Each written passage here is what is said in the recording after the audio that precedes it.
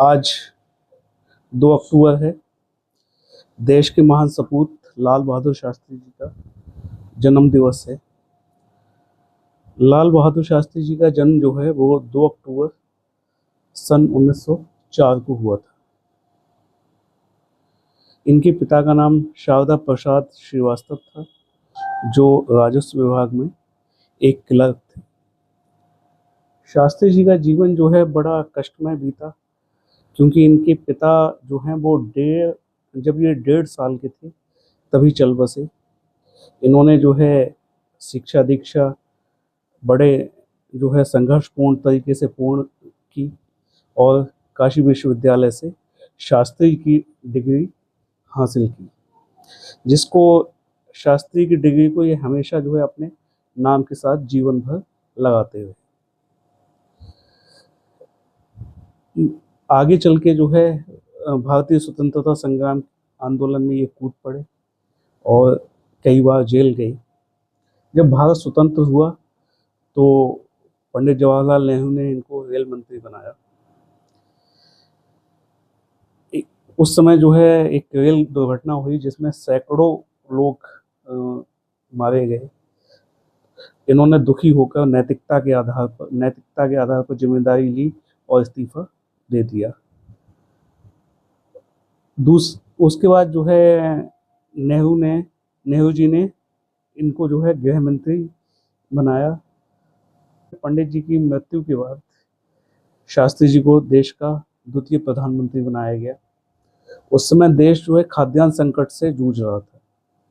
शास्त्री जी ने जो है आह्वान किया देशवासियों से कि आप एक दिन का उपवास रखें। तो ऐसा नहीं है कि आज के नेताओं की तरह या जो है ये बड़े नैतिकतावादी थे, यह स्वयं भी एक दिन का उपवास रखते थे सप्ताह में।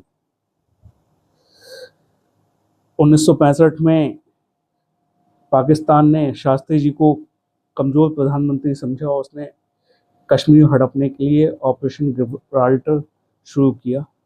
लेकिन शास्त्री जी ने दृढ़ इच्छा शक्ति से उस आक्रमण का सामना किया और पाकिस्तान को घुटने टिका दिए।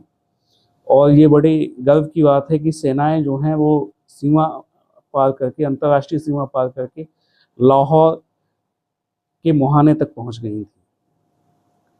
वैश्विक नेताओं के कहने पर शास्त्री जी जो हैं ताशकंद गए, वहाँ समझौता हुआ पाकिस्तान से।